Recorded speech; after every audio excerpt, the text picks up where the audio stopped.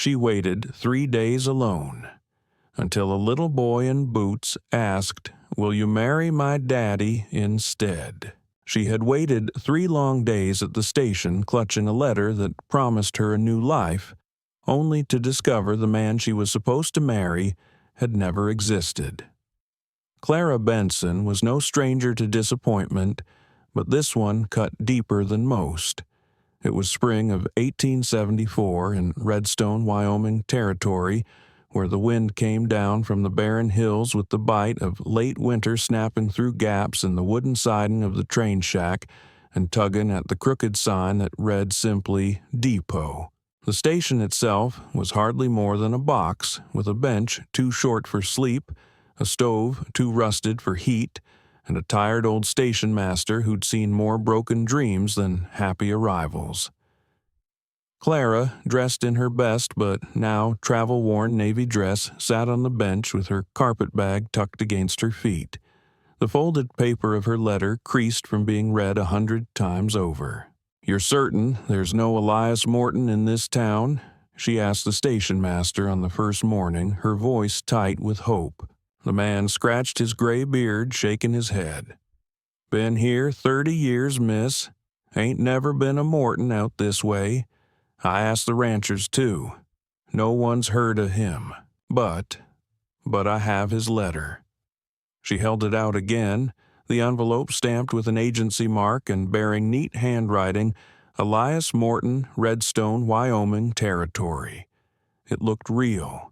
It had felt real when she first received it back in St. Louis, along with the promise of marriage stability and a place she might finally belong. The station master sighed, his eyes kind but weary. "Seen this before. Some boys get a cruel kick out of writing them letters. Happened to 2 other girls last fall. Both went home on the next train." The words stung like a slap. Clara turned away, clutching her letter tighter. That was the first day. By the second, her stale loaf of bread was gone. She drank water from the public pump and tried to ignore the whispers from townsfolk passing by. "Another one," they murmured. "Third girl this year. Poor thing still looks hopeful." A farmer's wife pressed a biscuit into Clara's palm at the well, but most only stared, some shaking their heads as if she'd been foolish to come. Clara held her head high, too proud to cry in front of strangers. By the 3rd morning, the station master himself brought her a tin of tea. Any word she asked, though she already knew the answer. He shook his head, beginning to think Mr. Morton never existed at all. "When's your next chance to head back east?" "Day after tomorrow," he said gently. "Train'll be through about noon." Clara's throat tightened, but she managed a nod. "Then I'll wait a little longer. Just not for him." She tried to smile, but it felt brittle, like glass about to shatter. It was that very afternoon when everything changed. Clara had been standing by the fence behind the depot, staring out at the dusty road that wound toward the distant hills. The horizon looked endless, barren, and empty. She was so lost in thought she almost didn't feel the tug at her skirt. Looking down, she saw a little girl, maybe 5 years old, wearing boots, several sizes too big, and a patched gingham dress. Her braids were messy, her cheeks smudged with dust, but her eyes, sharp and steady as flint, looked straight into Clara's. "Are you the lady who got left?" the girl asked matter-of-factly. Clara blinked, startled. "Pardon? You got the bag and the sad face?" That's what Miss Ellie said. For the first time in 3 days, Clara almost laughed. "Yes," she admitted softly, "but I think I'm done being that lady." The girl tilted her head, her expression thoughtful. Then, with the bluntness only a child could muster, she asked, "Will you marry my daddy instead?" Clara froze. What did you say?" "He lives out that way," the girl said, pointing toward the foothills beyond town. "He says he doesn't need a wife, but maybe no one's asked him right. You better come on. I can't go to town alone." Before Clara could gather her wits, The little girl slipped her small hand into hers and tugged. "Who is your father?" Clara managed to ask. "Samuel Calloway," the girl said proudly. "That's my daddy." Clara hesitated, glancing back at the depot. No train until the day after tomorrow. No reason to stay. No reason to go. And yet, something about the earnest determination in that child's face kept her feet rooted. At last, with a deep breath, Clara followed. The walk stretched on for miles, the sun slipping lower until the land was painted in burnt orange light. Dust clung to Clara's skirts and her feet ached inside worn leather boots. Still, she let Annie, for that was the girl's name, lead the way. By sundown, the Calloway Ranch came into view, a sturdy but weather-beaten house, paint peeling from its boards, a leaning barn, and 2 horses grazing in the corral. On the porch stood a man wiping his hands on a rag. He was broad-shouldered, his face carved in hard lines, his eyes dark and unreadable. Daddy Annie ran ahead, calling out, "I brought someone." The man's gaze shifted to Clara, taking in her carpetbag, her dust-covered dress, her uncertain stance. His expression did not change. "I didn't send for a wife," he said flatly. Clara gripped the handle of her bag tighter, lifting her chin. "Then perhaps someone else sent me here for her," she said quietly, nodding toward Annie. For just a moment, something in Samuel Calloway's face cracked, not a smile, but the faintest flicker of something softer, something buried deep. Then it was gone. "You can stay the night," he said curtly. "There's a cot in the spare room. Leave when the train comes." Clara followed him inside, unsure if she had just stepped into another disappointment or the beginning of something she couldn't yet name. Clara had made up her mind to leave before dawn. She had lain awake most of the night on the narrow cot Samuel Calloway had offered, staring at the ceiling, listening to the creak of old timbers in the wind. The blanket was thin, the frame hard, but it wasn't the discomfort that kept her from sleep. It was the silence, thick, unwelcoming, and almost hostile. Samuel had hardly looked at her after showing her to the room, and Clara could feel the weight of his distance in every board of that house. By the first light of morning, her bag was already packed. She laced her boots with stiff fingers, determined not to linger where she wasn't wanted. But just as she stepped into the hallway, a soft sound stopped her. A cough, faint but persistent, followed by a small wheezing whimper. "Miss Clara." She turned sharply toward the doorway across the hall. Annie Calloway sat slumped on the floor, cheeks, flushed hair tangled her little body, shivering in her nightdress. No oversized boots this time, just bare feet curled against the wood. Clara knelt beside her in alarm. "Child, you should be in bed," she whispered, pressing her hand against Annie's forehead. Heat radiated against her palm. "You've got a fever. I feel icky," the girl mumbled, her voice hoarse as she leaned into Clara's arms. Clara hesitated only a moment before scooping her up awkwardly. She had never held a child before, not really, but Annie clung to her blouse as if she'd known her all her life. Clara carried her back to bed and tucked her beneath the quilt, smoothing damp hair away from her forehead. The sound of boots in the hall made her turn. Samuel stood in the doorway, his jaw set, his dark eyes unreadable. "She's sick. Fever's light but real," Clara replied softly. He crossed the room in 2 strides, leaning down to study his daughter. Annie reached for Clara's hand instead of his, her small fingers wrapping tightly around Clara's sleeve. Samuel's expression tightened. "She never takes to strangers," he muttered almost to himself. Then, after a pause, "If you're staying, there's broth in the pantry. Water on the stove." Clara met his gaze evenly. "I'll stay until she's better, not a day longer." He gave a short nod and left without another word. That set the rhythm for the next several days. Clara became Annie's nurse, though she had no formal training beyond schoolhouse remedies. She brewed tea, cooled cloths, coaxed spoonfuls of broth past stubborn lips. At night, Annie curled against her muttering fever dream nonsense, clutching her sleeve as though letting go meant being lost again. Clara had intended to remain aloof, a caretaker, nothing more, but Annie's trust cracked something in her. She found herself humming lullabies she hadn't sung since childhood, smoothing small braids with clumsy fingers and whispering reassurances she hoped sounded true. Samuel, meanwhile, stayed mostly silent. He came and went with the sun, working in the fields, tending the animals, mending fences. When he spoke to Clara, it was only in clipped instructions. Boil more water. Keep her covered. Don't let the fire go out. He never once thanked her, but he watched. She could feel it. When she sewed a patch onto Annie's nightdress, she sensed his gaze linger on the neat stitches. When she stirred broth at the stove, he glanced at the pot before walking past. And when Annie grew sick enough to vomit, it was Samuel who appeared with a basin, setting it silently at Clara's side before disappearing again. The work around the ranch gave Clara something to cling to beyond the sick room. At first, she stumbled through chores. Hauling water blistered her hands. Feeding chickens left her skirt spattered with mud.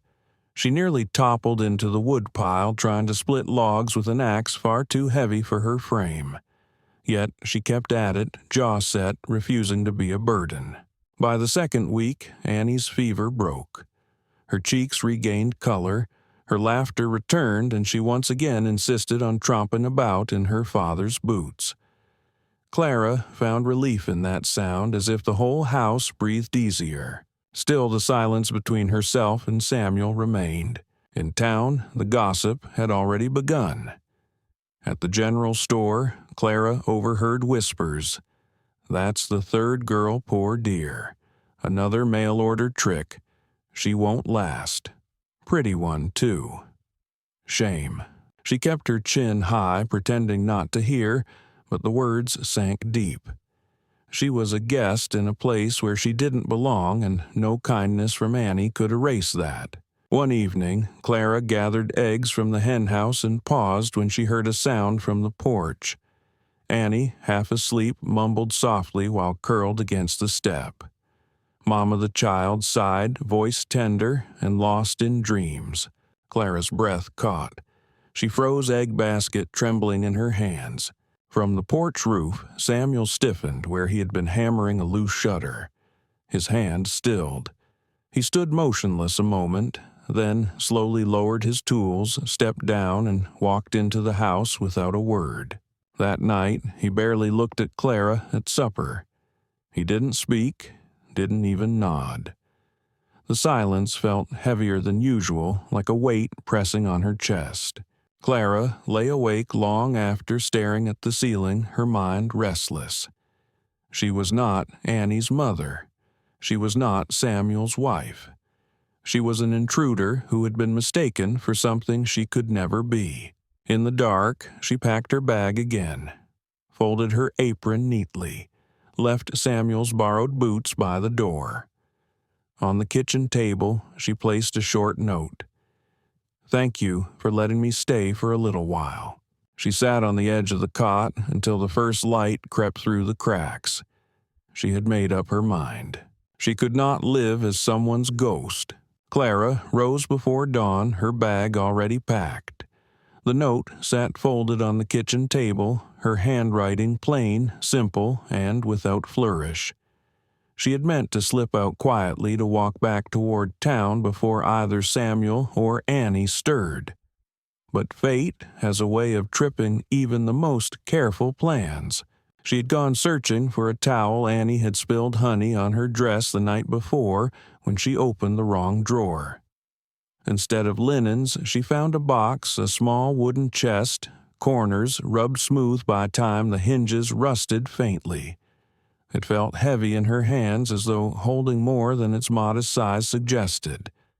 She knew she shouldn't pry, but curiosity pried harder. Inside were letters, dozens of them folded and stacked. The handwriting was the same looping script, careful and deliberate.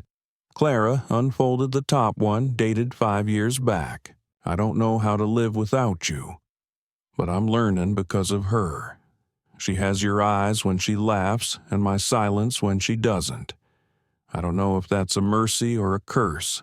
The words trailed off without signature or closing. The pain in those sentences felt raw, recent, even though the ink had long dried. Clara pressed her lips together, her heart aching in recognition.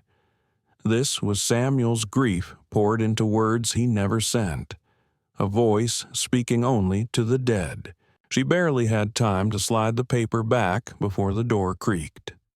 Samuel stepped inside, boots, muddy rope slung over his shoulder. He froze at the sight of her with the box in her hands. His face hardened instantly. "That's not yours." Clara set it down quickly. "I know. I was looking for a towel. I didn't mean to pry. You had no right." His voice was low but sharp enough to cut.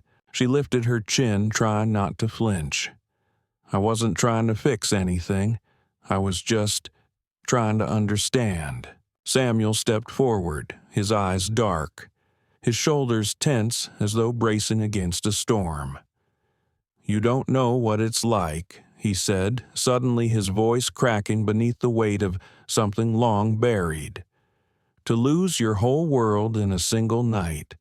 To watch the only woman who ever saw you bleed out with your child in her arms, and then look that child in the face every day and pretend you don't want to fall apart." The confession came like a blow, raw and unguarded.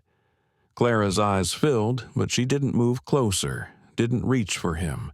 She simply stood steady, refusing to turn away. "I'm not here to replace her," she whispered. "I'm just here to be present." Silence stretched heavy between them. Samuel's jaw flexed, his fists curling at his sides. For a long moment, Clara thought he might retreat again into that unbroken wall of silence. But instead, he looked down, his voice dropping low. "I wrote her every week after she died," he admitted. "I sat in the barn in the dark, telling her things I couldn't tell the world. Letters I never mailed. Words that went nowhere." Clara swallowed her throat tight. "She would have read them anyway," she said gently. His eyes flicked up, searching her face for mockery, but found none. "She sounds like someone worth loving," Clara added softly. "She was," Samuel said. His voice didn't waver. "She still is." The words struck deep, both a barrier and a truth. Clara felt them settle like a stone in her chest. From the back room, Annie's voice broke the silence, calling in her sleep, a soft, dreamy mama. Samuel stiffened, his eyes closing briefly as though absorbing a wound. He turned sharply, shutting the box with a snap, and set it down on the table. For a moment his hand lingered over it, fingers curling against the wood, then falling away. "I should have burned them," he murmured. "You should let someone read them," Clara said. "Why, I didn't choose it," she answered, "but I won't turn away from it." He gave her a long look, unreadable, layered, and raw.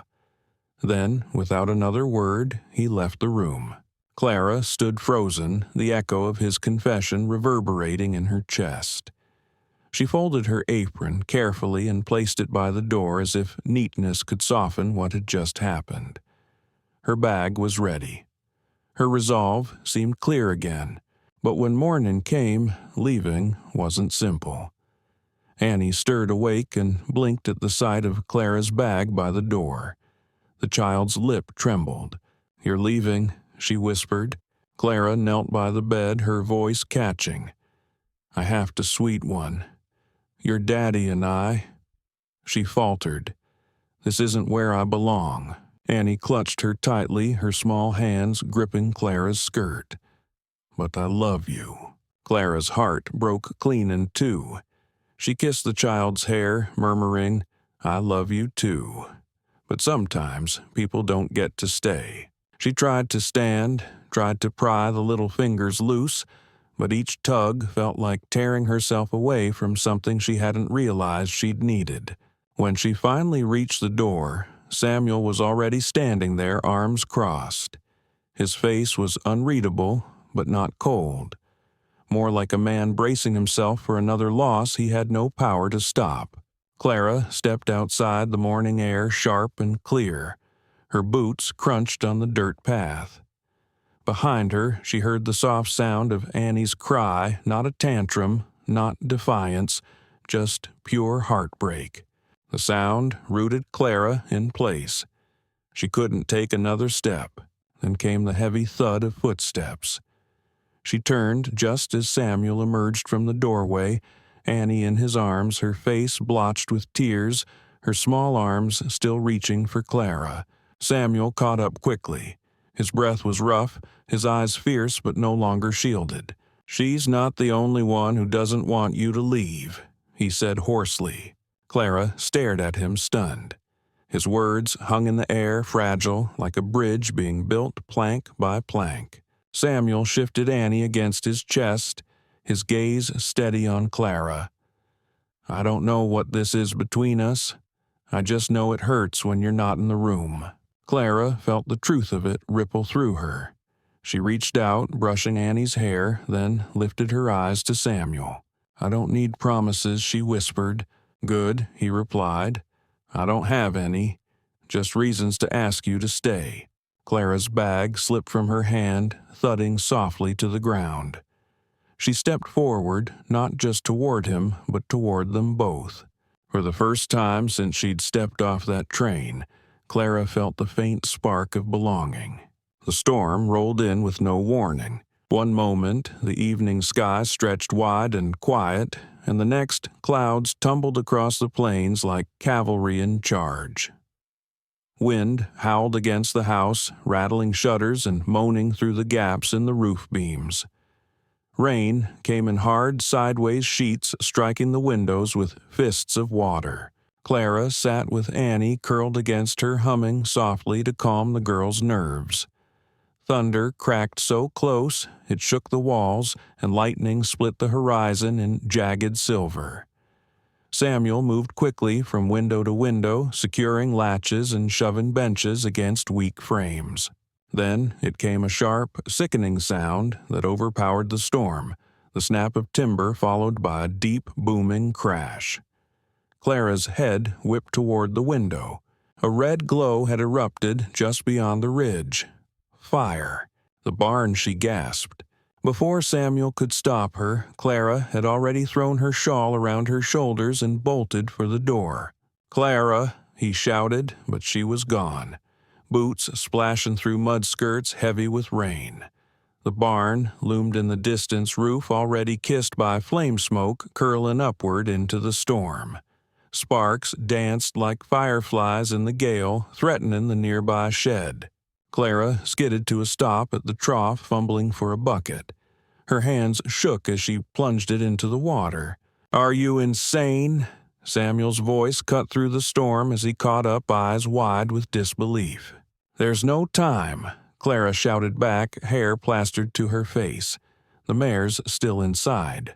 Before he could answer, she yanked the heavy barn doors open. Smoke poured out, thick and choking. Heat slammed into her, scorching her lungs. Inside, the horse neighed frantically, trapped behind a fallen beam that glowed with embers.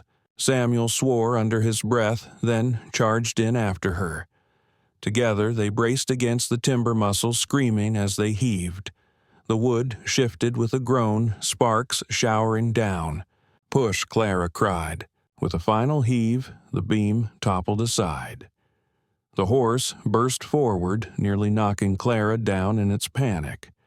Samuel slapped its flank, sending it galloping out into the rain-swept pasture. Out he barked, but Clara had already grabbed another bucket, racing back to douse the flames climbing the stall walls. "Clara, we can stop it spreading," Samuel cursed, then seized another bucket. Side by side, they fought the blaze, throwing water until the fire hissed and spat, until black smoke gave way to damp, smoldering ruin. By the time the last ember died, dawn had broken.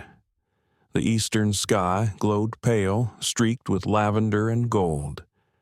Clara collapsed to her knees in the mud chest, heaving hair-soaked soot streaking her cheeks. Samuel knelt beside her, his voice rough. "Let me see your hands." She lifted them without protest. Her palms were blistered red and raw where the rope and bucket had burned her skin. He cradled them gently, his rough fingers impossibly careful. "You're burned," he murmured. "I'll live." She managed a weary smile. "You'd have done the same." His eyes met hers, dark and steady. "Yes, but I've already lost too much. I couldn't bear." He stopped the words, catching in his throat. Clara swallowed her chest, aching not from smoke, but from the weight of what he hadn't said. The wind tugged at her hair, rain dripping down her neck. She felt the warmth of his hands lingering on hers, and for a moment the storm around them seemed to fall away. That night the house was different. Not silent, but softened. Samuel moved about quietly, bandaging her hands with cloth torn from an old shirt. His touch lingered not possessive, but reverent, as though afraid she might vanish if he let go. The following evening, Clara entered the kitchen to find the table cleared, scrubbed until it gleamed. At its center sat a single oil lamp, its glow casting a warm amber circle. 2 plates, 3 cups, and a pot of beans waited. Annie stood by the table, her curls brushed neatly, her dress cleaner than usual. She grinned, eyes wide. "It's a surprise." Clara blinked, caught off guard. "What's all this?" Samuel stepped from the hallway. He had changed shirt's collar slightly, crooked hair combed back. He carried himself differently, still guarded, but with purpose. He cleared his throat. "I figured we owed you a real supper." Clara's heart skipped. The 3 of them sat together for the first time as something resembling a family. Annie chattered between bites of cornbread. Samuel ate quietly, though his gaze kept drifting toward Clara before darting away. After supper, Annie scrambled to the mantel, pulling something from behind the lantern. She returned with both hands cupped, presenting it like treasure. "I have something for you," she said solemnly. Clara knelt. "You do." The child placed a small wooden ring in her palm, carved from oak, smooth and warm. "Daddy made this for you." Clara's breath caught. She looked up sharply. Samuel stood close, his voice low but steady. "I know it isn't much, but I wanted you to have something made by my hands." Clara rose slowly, Samuel's gaze locked with hers, unflinching. "You were never meant to wait at that station," he said quietly. "You were meant to arrive here." Her lips trembled. "Samuel." He stepped closer, taking her hand. His rough thumb brushed her blistered palm. "I don't come with ease," he said, his voice thick. "I don't come with a house full of laughter or soft memories. I come with scars, with silence, with a little girl who needs more than I ever knew how to give." Annie climbed onto a chair nearby, holding her breath. Samuel took a steadying breath. "But I also come with a promise that I'll spend every day learning how to deserve the kindness you've already given us." Clara's eyes burned with tears. He lifted her hand to his chest where his heartbeat thudded strong beneath her fingers. "Will you marry, not just me," he asked, "but us?" Clara could barely find her voice. The man who had once said nothing, felt nothing, opened nothing, now he was asking everything. "Yes," she whispered, tears sliding down her cheeks. "Yes." Annie clapped, squealing. She said yes. Samuel smiled. A real smile, quiet and whole. He slid the wooden ring onto Clara's finger. It didn't glitter, didn't shine, but it fit. And in the soft glow of the lantern, with Annie giggling nearby, the future began, not loud, not grand, but steady. Forever. 1 year later, the Callaway Ranch no longer echoed with silence. Where once the rooms carried only the groan of timbers and the hiss of wind through cracks, Now, laughter drifted through the halls. Annie's high-pitched giggles mingled with the steady rhythm of Clara's footsteps, and Samuel's low humming often accompanied the sound of chopping wood or tools clinking in the shed. The shutters no longer hung closed. Clara had opened them to morning light and filled the windowsills with flower boxes that bloomed stubbornly against the Wyoming dust. The kitchen smelled different, too. Instead of smoke and plain broth, it was warm with cornbread bacon and the faint tang of fresh coffee. Clara moved easily through the space sleeves, rolled hair tied back, flipping pancakes on a skillet, while Annie sat at the table with a stub of charcoal drawing crooked horses on scrap paper. Samuel entered, carrying an armful of firewood.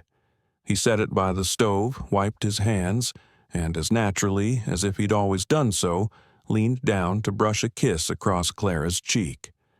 She smiled faintly, still startled by how ordinary it had become.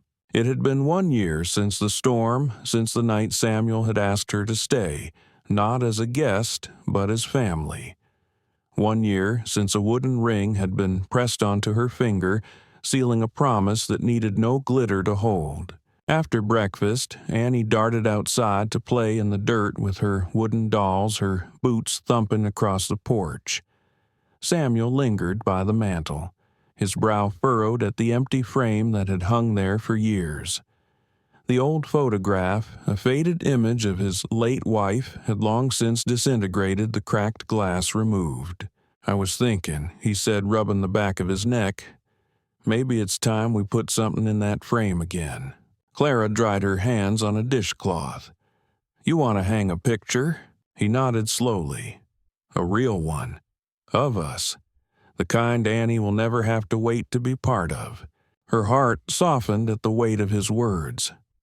"Are you sure?" "She's already in it," Samuel replied, glancing out the window where Annie crouched by the chicken coop, curls bouncing as she scolded a stubborn hen. "It's just time the world saw it, too." So, a week later, they rode into town, dressed in their best. Clara wore the blue dress Samuel often said matched the sky above Redstone. Annie's hair was tied with ribbons, though a smudge of dirt on her nose remained because she refused to wipe it off. Samuel wore a crisp white shirt tucked into his best trousers, still a little awkward but cleaned and pressed. At the photographer's shop, the man fussed with light and lenses, positioning them just so. Samuel sat with Annie perched on his knee, one small arm slung around Clara's shoulder. Clara's hand rested over Samuel's, the wooden ring still warm on her finger. "Hold still," the photographer instructed. The shutter clicked. When the photograph arrived a week later, wrapped in brown paper, Clara unfolded it carefully, her hands trembling. There they were, 3 people, 1 family. Not a bride left waiting at a station, not a widower locked in grief, not a child calling into the dark for someone who would never return. Just them. Together. That evening, Clara placed the photograph into Samuel's old box, sliding it gently beside the stack of unsent letters. She didn't move, the letters didn't disturb them. She only added the picture a marker that the story had not ended in loss, but had grown into something new. Then she pulled out a blank sheet of paper. Her hand shook as she wrote, but the words came clear. "Dear Clara, you thought you were forgotten. You thought your place in this world had passed you by on a lonely platform. But you were not forgotten. You were being sent guided, perhaps not to the man you expected, but to the life you needed. To a girl with a space in her heart only you could fill. To a man who had stopped believing anyone would stay. To a home that needed not saving, but healing. You were not a mistake on a contract. You were an answer to a question not yet spoken. And now you are not waiting. You are home." She signed it simply Clara Calloway. When Samuel joined her later on the porch, he carried 2 mugs of cider. They sat together under the stars, the quiet between them no longer sharp with grief, but soft with peace. She slept with the picture under her pillow, Samuel said with a faint smile. Clara leaned her head on his shoulder. She belongs in it. He glanced down at her. The lines at the corners of his eyes softened. You ever wonder what would have happened if that letter you carried had gone to the right man? Clara chuckled, shaking her head. Sometimes. But more often I think about what would have happened if a little girl in boots hadn't walked up to me with more sense than the both of us combined. Samuel's lips curved in a quiet smile. He pressed a kiss to her temple. Smartest one of us. And the best matchmaker I've ever met, Clara teased. They laughed, then warm and full, their voices mingling with the wind across the plains. For once, the porch light stayed burning a little longer, not out of fear, but as a beacon. No one here waited alone anymore. Not ever again. Clara's story reminds us that sometimes the disappointments we fear most, the broken promises, the empty platforms, the unanswered letters are the very things that guide us to the life we were meant to live. She had traveled across the country, chasing the promise of a stranger, only to discover that her real future was waiting. Not in the man she expected, but in a child's hand, tugging at her skirt, and a widower's guarded heart, slowly learning how to open.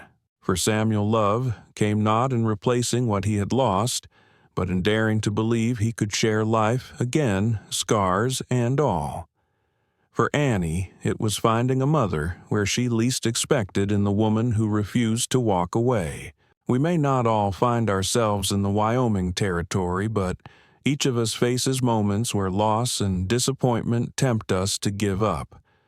Remember, Clara, sometimes what feels like rejection is really redirection. Sometimes the family, the purpose, the belonging you need is waiting in a place you never thought to look. If you believe in love that heals in second chances and in homes built on hope, share your thoughts below, and don't forget to subscribe for more Wild West love stories.